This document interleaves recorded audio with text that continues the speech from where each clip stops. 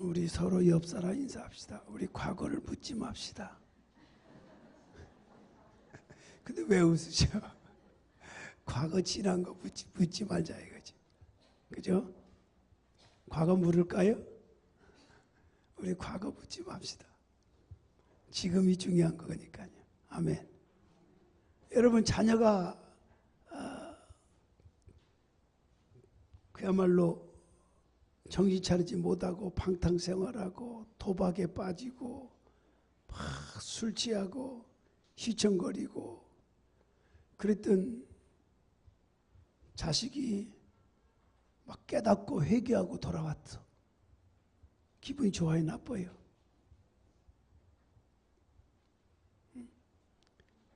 그렇다면 재산을 다 허비하고 뭐 부모 재산까지 다 날려보내고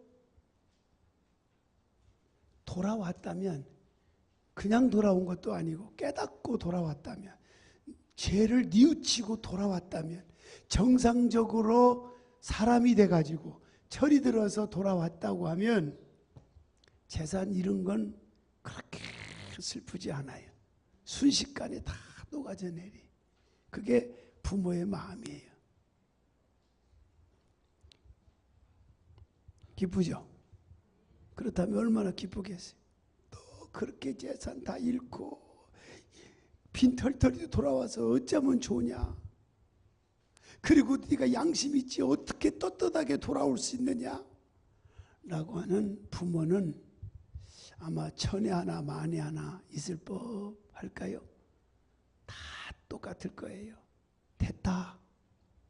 네가 철들지 않고 그 모습으로 돌아왔다면 내 근심은 더할 텐데, 네가 다 허비했지만 그냥 돌아와 정상적으로 네가 돼서 철들어서 정신 바짝 차려가지고 네 죄를 가슴 속에 뉘우치고 정상으로 돌아온 거, 이보다 더 큰 재산이 어디 있겠냐 하고 박수치면서 얼싸안고 마주치고 기뻐하며 즐거워하는 것은 부모의 마음이고 지극히 정상입니다. 오늘 그 내용이 오늘 읽을 말씀이에요. 집을 나갔어요. 둘째 아들이 집을 나갔어요. 그냥 나가지 않았어요. 아버지를 막 속삭였어요. 자기 재산 분깃을 그냥 어차피 갈 건데 미리 막 다 챙기고 나갔어요. 나가서 나름대로 사업을 하고 장사를 하고 나름대로 돈을 벌려고 투자를 해서 어쩌다가 안 될 수도 있죠. 그래가지고 돌아온 게 아니고 이건 완전히 그냥 방탕생활하는데, 도박하는데 막 허비하고 쓰고 빈털터리가 돼가지고 아버지 앞에 돌아왔어요. 근데 중요한 것은, 따라서 합시다. 정신 차리고 돌아왔더라.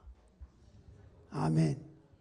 정신 차리고, 자식이 정신 차리고 온전히 돌아왔으면 과거 묻지 마셔야 돼요. 아멘. 물었다고 해서 좋아지면 얼마든지 과거 물어요. 근데 과거 물어서 좋아진 예는 공통적으로 하나도 없습니다. 이게 바로 오늘 본문의 말씀이에요. 가지고 나갔던 재산 다 없애버리고 몸과 마음이 만신창이가 돼가지고 비참한 몰골로 돌아왔어요. 그렇게 한심한 모습으로 거지 꼴이 돼가지고 그 모습으로 돌아왔지만 아버지는 그 모습 그대로 받아주었습니다. 아버지는 사랑으로 맞이해 주었습니다. 죄와 잘못과 실수를 따지지 아니했습니다. 과거를 전혀 묻지 않았습니다. 그렇게 아버지가 말릴 때, 그렇게 만류할 때 들었으면 얼마나 좋냐, 너도 좋고 나도 좋았지 않느냐 라는 말 한마디도 하지 아니하고 그대로 받아들여 주었습니다. 그리고 아들의 지위와 권리를 단번에 회복시켜 주었어요. 아들의 권위를 회복받은 그 아들은 몸과 마음이 얼마나 상처가 입었겠어요. 근데 순식간에 다 치유가 돼버렸습니다. 할렐루야. 아버지는 아들을 잃었다가 다시 얻은 거 너무너무 기뻐서 이 기쁨을 혼자 안고 있기는 너무 아까운 거예요. 그래서 동네 사람들 다 초청해가지고 함께 잔치를 베풀었다고 하는 것입니다. 기쁨을 같이 나누자는 겁니다. 노래합니다. 춤췄다고 그랬습니다. 얼마나 기뻤으면 막 노래하고 춤을 췄겠어요. 이것이 부모의 마음이에요. 근데 여기 본문에 쭉 읽어보면요, 25절로 30절에 뭐가 문제냐? 아버지가 문제가 아니에요. 첫째, 맏아들이 문제예요. 오늘 맏아들이 오셨습니까? 맏아들이 문제라. 근데 맏아들이 분노하고 하는 걸 보면 좀 너무했다 싶은 감도 있지만 이해는 가요. 그럴 수도 있겠다 생각이 들어요.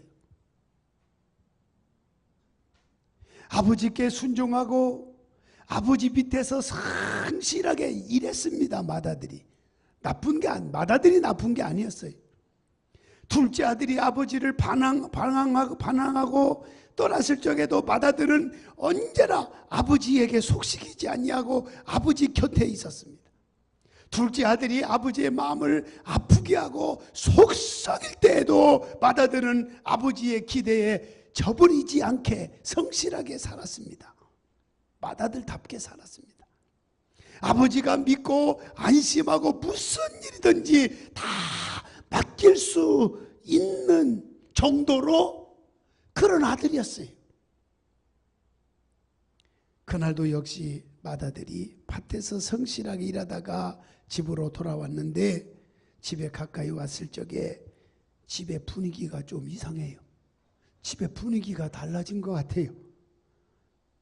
동생이 집을 떠난 이후로 집안 분위기가 매우 가라앉아 있었고 슬픔과 염려가 가득 차 있었는데 오늘은 웬일인지 갑자기 막 집에서 노래가 나오고요.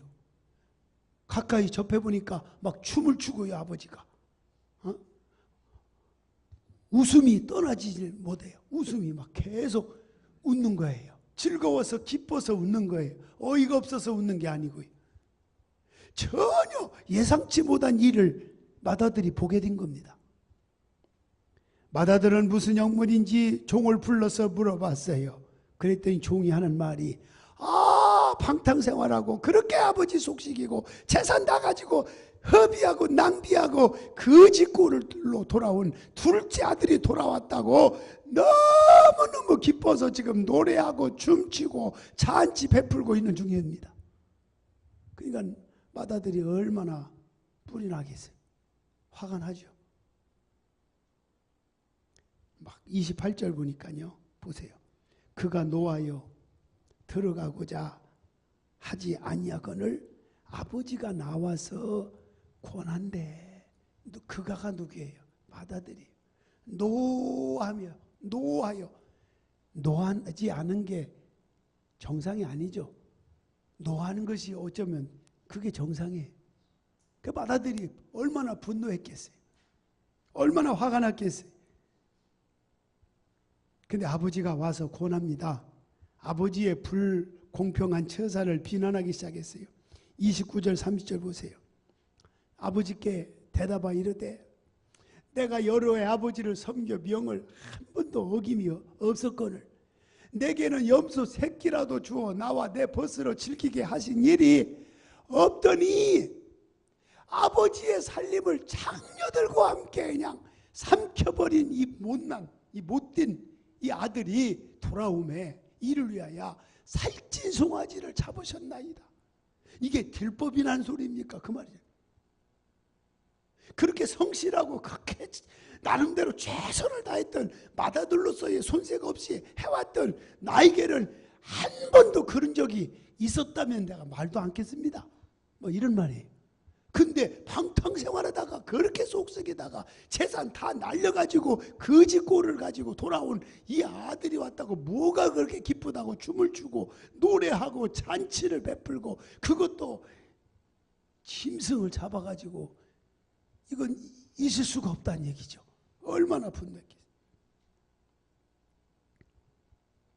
우선 먼저 자신이 아버지 곁에 있으면서 아버지께 순종하고 아버지께 성실하게 살아왔던 걸 지금 강조하고 있는 거예요. 지금 아버지 앞에 얘기하는 거예요.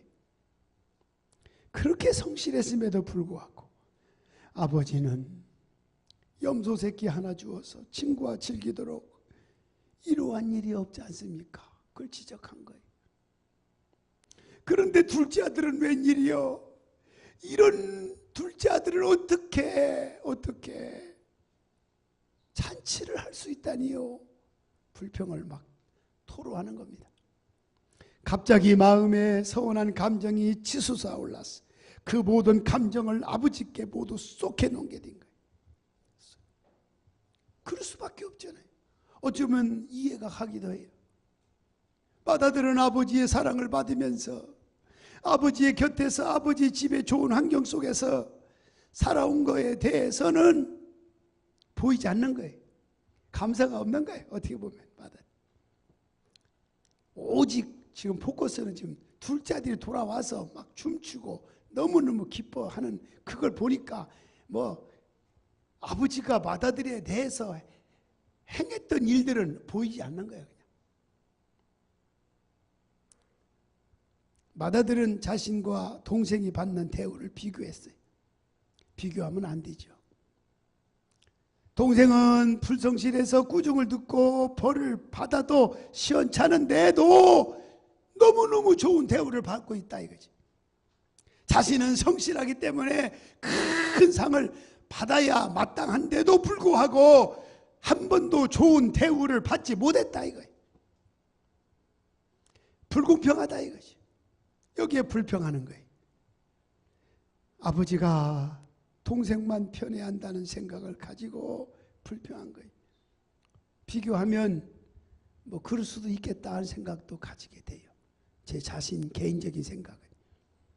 맏아들은 자기가 유리한 점, 맏아들은 자기가 좋은 점 당연하게 생각하면서 동생에게 잘해준 것은 불공평하게 생각하고 아버지가 너무 편애한다는 사실에 대해서 비난하고 있는 겁니다.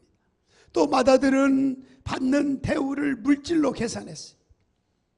동생은 살찐 송아지를 잡았다 이거예요. 그런데 자신은 염소 새끼 한 번도 받아보질 못했다 이거지. 아버지의 사랑을 마치 뭘로 계산했냐? 보이는 물질로 생각한 거예요. 살찐 송아지를 받으면 대우 잘 받는 것이고 염소 새끼 하나 못 받으면 대우받지 못한 것이다. 그렇게 맏아들이 생각을 한 겁니다. 또 맏아들이 아버지께 순종하고 성실하게 일해온 것은 물질적인 보상을 위한 것이라고 하는 사실에 대해서 막 드러내기 시작한 거예요. 자식과 부모 관계는 이걸 떠나야 됩니다. 아멘. 떠나야 돼요.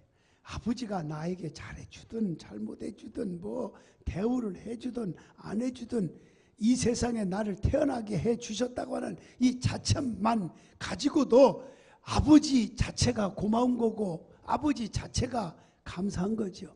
아멘. 이 깊은 생각을 미처 맏아들이 못한 겁니다. 지금. 아버지를 사랑하고 존경해서 순종하고 성실하게 일한 것이 아니었다고 하는 말씀도 여기서 읽을 수가 있어요. 아버지와 아들의 관계가 사랑의 관계가 아닌 물질적인 보상을 바라는 이해관계로 생각을 했어요. 오늘 사랑하신 여러분, 우리가 가정에서 가정 식구들이 부모와 자녀 관계에 형제들 간에 사랑의 관계가 되질 못하고 그저 계산하는 것이 마치 물질적인 이해관계가 되면 이보다 더 불행스러운 일이 어디 있습니까? 그래서 어느 그룹 회장들의 가족들이 대개 보면 막 싸움이 일어나는 거죠. 지금 삼성그룹이 그렇고 현대그룹이 그렇고 등등등등 요즘 그렇지 않습니까? 살인까지 나요. 재산 싸움. 그때는 뭐 형제가 없습니다. 어저께도 엊그제 뉴스를 보니까 아들이 아버지를 죽였던 뉴스가 봤죠? 엊그제. 무서워요. 그런 일들이 왜 가끔 일어난지 모르겠어요. 왜 그런 일이 일어나겠습니까? 아버지와 아들의 관계를 사랑의 관계로 이해를 못하기 때문에 그런 현상이 일어나는 것입니다. 사랑의 관계라고 하는 걸 알아야 돼요. 물질의 관계로 생각하면 안 돼요. 물질을 더 주고 다른 자식은 물질을 전혀 안 줬다고 대해서 문제가 생기고 싸움이 일어나고 부모를 살해하고 이런 일이 바로 사랑의 관계라고 하는 걸 이해하지 못했기 때문에 오는 비참한 비극인 것입니다. 아버지를 비난하던 맏아들이 이제는 분노해서 동생까지 비난합니다. 여기 30절 보세요. 아버지의 살림을 창녀들과 함께 삼켜버린 이 못된 아들이 돌아오매 이를 위하여 살찐 송아지를 잡으셨나이다. 어찌 그럴 수 있느냐는 얘기죠. 맏아들은요, 자기 동생을 부를 때에 동생이라는 말을 사용하지 않았어요. 이 아들이 돌아오매 그랬어요. 아들이 좀 부드러우면 동생이 돌아오매 그럼 얼마나 더 부드러워요. 아들보다 동생이라고 하는 말이 더 부드럽습니다. 교회도 우리 교회, 우리 목사님, 우리 장로님, 우리 집사님, 우리라는 거, 아이고 우리 아들 하는 거하고 우리 자녀야 라고 하는 거하고는 엄청난 차이가 있죠. 이 아들이라고 부르는 것을 봅니다. 이라고 하는 대명사는 경멸적인 말투가 아닐 수가 없습니다. 자기 동생을 피를 나눈 형제로 생각하지 아니하고 형제의 관계를 자기 마음속에서 이제 막 끊어버린 것입니다. 그러니까 사랑과 동정은 생기지 아니하고 분노하면서 막 비난만 한 것입니다. 아버지처럼 사랑의 관계로 생각했다면 아버지처럼 이랬던 동생이 비록 거지가 돼가지고 모든 재산을 허비하고 방탕생활했지만 철들어가지고 뉘우쳐서 정신 차려가지고 이렇게 돌아오다니 얼마나 기쁘리야. 당연히 맏아들들도 사랑의 관계로 이해했다면 그렇게 받아들였어야 정상인 것입니다. 아멘. 근데 아버지는 그렇게 받아들였는데 맏아들은 그렇게 받아들이지 못했다는 겁니다. 여러분의 자녀를 키우는데도 그런 관계로 키워야 돼요. 사랑의 관계로 키워야 돼요. 그래야 형제 간에 싸움이 안 일어나는 거예요. 믿습니까? 또 맏아들은 동생이 아버지의 살림을 뭐라고 표현했어요? 창기들과 같이 함께 먹어버렸다고 비난했어요. 정확하게 알지 못하는 사실을 추측해서 판단하고 비난하고 있는 겁니다. 자신이 추측하고 그걸 단정적으로 판단하고 비난하고 있는 것입니다. 맏아들은 자기 동생을 비난할 적에도 역시 아버지의 살림, 다시 말하면 물질을 기준으로 해서 비난한 겁니다. 물질을 잃은 것을 비난한 겁니다.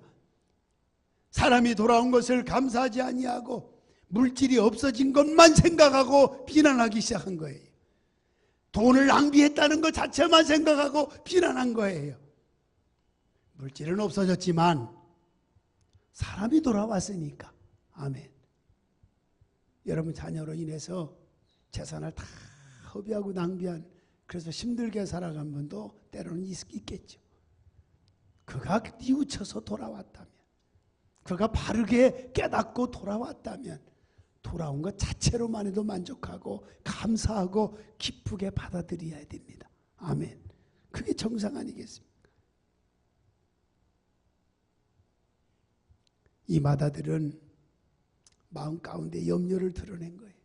아버지의 재산이 모두 자기 몫인데 동생이 자기 몫을 다 잃어버리고 이제 자신의 몫을 또 가져갈 것 미리부터 우려한 거예요.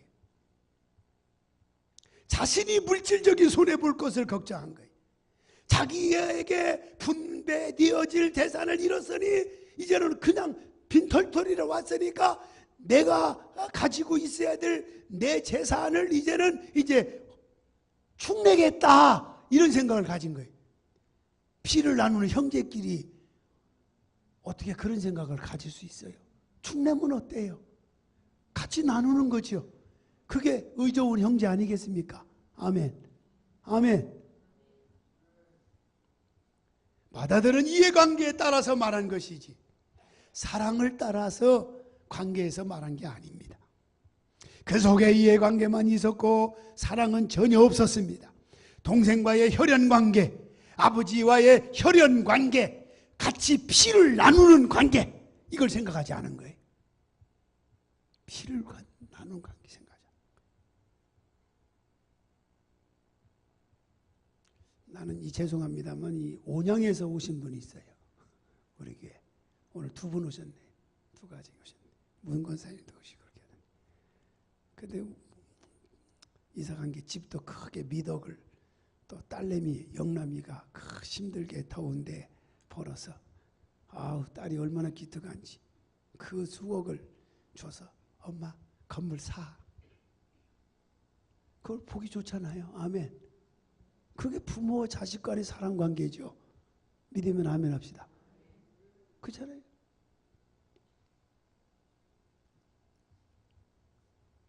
아버지와 동생을 비난하면서 가정의 모처럼 찾아온 평화와 기쁨에는 전혀 참여하지 못하고 분노만 터뜨린 거예요. 불평한 거예요. 불만을 토로한 거예요. 31절 32절 읽어봅시다.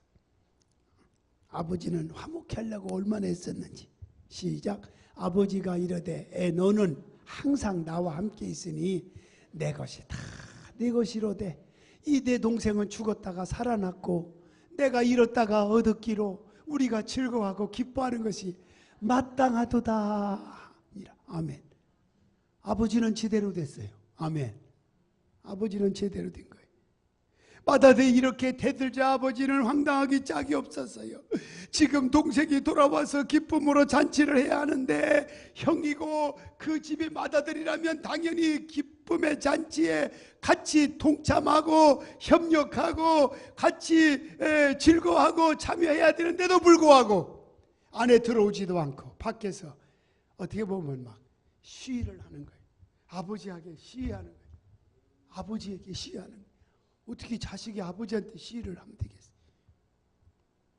그리고는 늘 순종하는 아들이 반항하고 대들면서 아버지와 동생을 비난할 적에 아버지가 얼마나 황당하겠어요?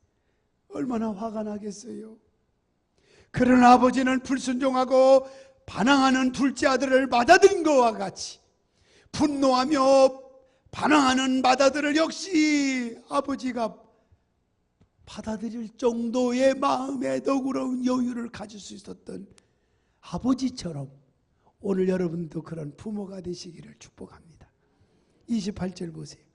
그가 노하여 들어가고자 하지 아니하거늘 아버지가 나와서 뭐 했어요? 권한대. 아멘. 권한대.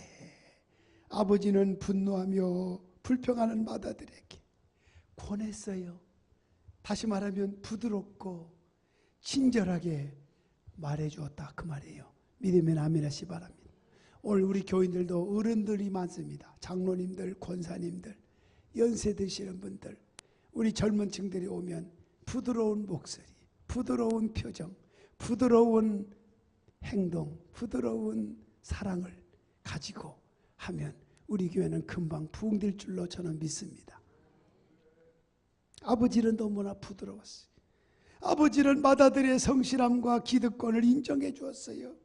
31절에 아버지가 이르되 너는 항상 나와 함께 있으니 내 것이다. 누구 거요?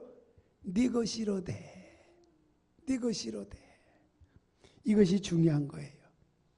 맏아들이 항상 아버지와 함께 있어서 아버지가 믿고 신뢰하는 성실한 아들인 것을 인정해 주었어요. 아버지가 기대하고 있고 아버지가 의지하고 있는 아들인 것을 아들에게 말해 주었어요. 어떻게 보면 아버지도 화가 날 텐데 화를 추그리면서 사랑으로 친절하게 대해 주었어요. 또 맏아들의 기득권을 인정해 주었어요. 31절 보면은 지금 현재 남아있는 재산은 모두 맏아들 내 것이다. 내 동생을 네 것을 동생에게 주는 일이 없을 테니까 이제 걱정하지 마. 걱정하지 않아도 돼. 아주 그냥 상세히 설명을 안 해드릴 상황인데도 하도 그러니까 그렇게 설명해 준 거예요. 아버지가 마음을 좀 안정감을 갖게 해준 거예요. 너그럽게 맏아들을 대해준 거예요. 어떻게 보면 야단칠 법도 하죠. 그래가지고 네가 무슨 맏아들이야, 네가 무슨 장남이야, 동생을 잃었던 동생이 돌아오는데 기뻐하지 않고 너 그럴 수 있느냐? 그래도 제1인자 큰아들이라고 말할 수 있어? 아마 이렇게 화를 낼 법도 한데 아버지는 부드러운 분이었어요. 옆사 인사합시다. 우리 모두는 부드러운 존재가 됩시다. 항상 부드러워야 돼. 부드러워야 돼. 아멘. 이게 중요한 거예요. 여러분, 우리 옛말에 자식 이기는 부모 없다. 따라합시다. 자식 이기는 부모 없다. 그러니까 우리는 남 얘기하지 마요. 남 자식이 어쩌고 저쩌고 하지 마. 우리 자식만, 내 자식부터 잘 키웁시다. 할렐루야. 자식 이기는 부모 없다는 말이 그게 틀린 말이 아니에요. 아버지가 둘째 아들이 그렇게 고통당하고 허랑방탕하고 그 집 꼴 돼가지고 돌아오기를 원하셨겠어요? 말겼죠. 못 이기는 거예요. 자식 마음대로 안 돼요. 사랑하기 때문에 때로는 지는 거예요. 가정을 화목하게 만들기 위해서 아버지가 넓은 사랑을 베푼 것이고 그 사랑으로 아들에게 진 것입니다. 그리고는 아버지는 그 아들에게 혈육과 가정을 강조하고 있습니다. 32절 보세요. 다 같이 시작. 이 내 동생은 죽었다가 살아났으며 내가 잃었다가 얻었기로 우리가 즐거워하고 기뻐하는 것이 마땅하다 아니라. 아멘. 맏아들은 동생을 동생으로 인정하지 않았습니다. 하지만 아버지는 동생인 것을 강조했습니다. 분노하고 불평하는 맏아들, 동생을 용서하지 못하는 맏아들과 둘째 아들이 한 혈육이다. 피를 나누는 혈육이지 않느냐. 이걸 강조하고 있는 것입니다. 둘째 아들이 어떤 실수를 하고 죄를 지었든지 간에 그들은 모두가 한 형제이고 한 가족이라는 사실. 밉든 곱든 한 가정의 친구라고 하는 사실이. 사랑하신 여러분, 가정 안에서 식구들끼리 갈등도 있을 수도 있고 다툼도 있을 수 있습니다. 그러나 그 갈등과 다툼을 해결할 적에 가장 기본적인 전제는 한 가정이라고 하는 공동체를 우리가 안에서 해야 하는 것입니다. 비록 죄를 짓고 비록 실수를 많이 했다 할지라도 그래도 미워도 동생이고 미워도 형제이고 미워도 한 가정의 식구이기 때문에 용서하고 받아들여야 된다는 사실입니다. 믿습니까? 받아들여야 한다는 사실. 가정이라는 공동체는 물질이나 이해관계로 형성되는 게 아니에요. 가정은 사랑으로 형성되는 것입니다.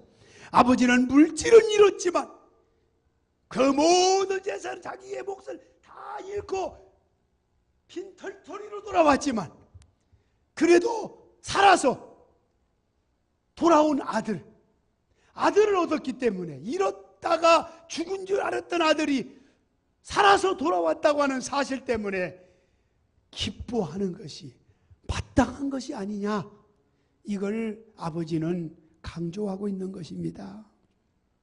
그와 마찬가지로 교회도 교인 수만으로는 판단이 불가능하다고 봅니다. 교회 안에 거듭난 성도가 얼마나 되느냐, 교회 안에서 예수를 닮아가는 성도가 얼마나 되느냐, 이웃 섬기는 성도가 얼마나 되느냐를 숫자로 낼 수가 없기 때문에 교회를 교인 수만을 가지고 판단해서는 안 된다는 얘기입니다.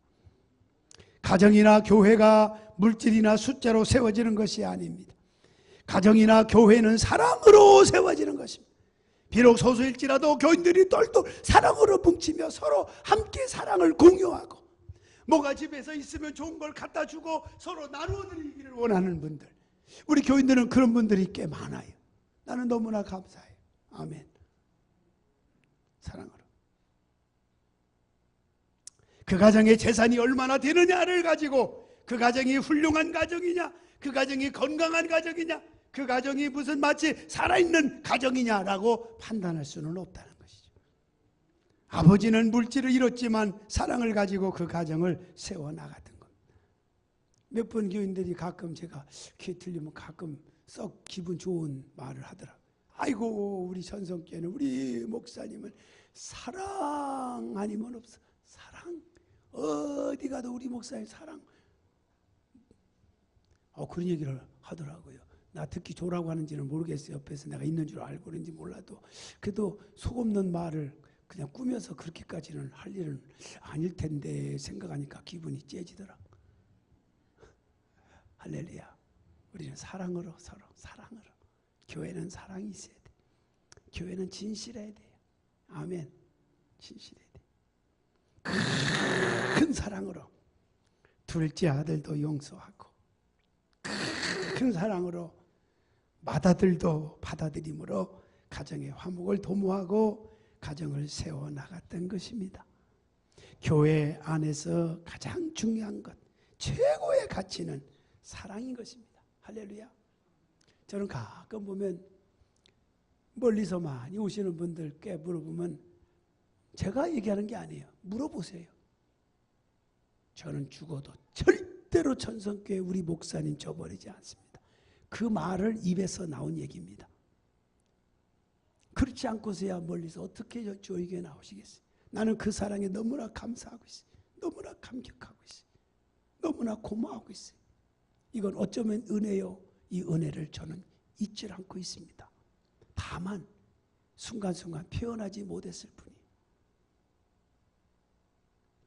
사랑은 이해관계를 초월합니다. 사랑은 논리나 물질을 뛰어넘습니다. 사랑은 모든 허물을 덮고 다투는 사람들을 품어주게 되어 있습니다. 그렇게 해서 사랑은 가정과 교회를 화목하게 하고 하나 되게 하는 줄로 믿습니다. 마무리합니다. 사랑하는 성도 여러분, 우리 하나님 아버지께서는 죄악된 인간들을 구원하시기 위해서 이 땅 위에 예수 그리스도를 보내주셨습니다. 상상할 수 없는 놀라운 큰 사랑을 베풀어 주셨습니다. 우리 하나님 아버지께서는 그 사랑으로 죄인된 우리 인간과 화목하게 하셨습니다. 우리 하나님 아버지께서는 큰 사랑으로 다양한 많은 사람들을 화목하게 만들어 주셨습니다. 우리 하나님 아버지께서는 그 사랑으로 신앙의 공동체를 세워나가게 하셨습니다. 오늘 사랑하신 여러분들, 하나님 아버지의 그 큰 사랑으로 형제를 용서하고 주변에 있는 이웃을 용서하고 받아들이십시오. 아멘. 어떤 분은 그래요. 뭐 때문에 내가 그래서 교회 못 나온다는 말도 들어요. 그래서 제가 직접 얘기는 안 했지만 전산동에서 가서 그래. 그를 품어주라고 해라. 서로 품어줘야지 않느냐. 아멘. 서로 품어줘라. 그게 진짜 가족이죠. 여러분 천성교회 우리 한 가족인 걸 믿으면 아멘. 진짜 가족은 혈연관계 아닙니까? 진짜 가족은 피를 나누는 것과 같이 사랑으로 맺어져야 되지 않습니까? 물질로 표현하지 말자고요. 믿습니까? 사랑으로 격려해주고 용기를 주고 서로 허물을 덮어주고 그게 형제자매예요. 우리 전성교회 가족은 형제자매예요. 아멘. 큰 사랑으로 가정을, 교회를, 우리 사회를 화목하게 세워나가는 저와 여러분 모두가 되시기를 예수님의 이름으로 축원합니다. 기도하십시다. 거룩하신 하나님, 아버지가 둘째 방탕했던 아들을 사랑으로 맞이하신 것처럼 그렇게 못마땅해서 불평하고 화를 내면서 불만을 토로했던 맏아들에게도 사랑으로 품어주신 것처럼 가족의 관계는 혈연관계요 사랑의 관계로 접근해야 된다는 것을 깨닫게 하신 하나님, 우리 전성교회 온 성도들도 우리는 한 가족이기 때문에 가까운 데 교회도 있지만 그 멀리서도 흔들림이 없이 성도와 성도, 목회자와 성도들이 한 혈연 관계 이상으로 한 가족인 것을 마음속에 가슴으로 담고 오늘 이 자리에 와서 말씀을 들었습니다. 하나님의 풍성한 능력과 은혜가 오늘 우리 모두에게, 각 심령위에게, 자녀들에게 임하게 하여 주시옵소서. 예수님의 이름으로 기도합나이다. 아멘.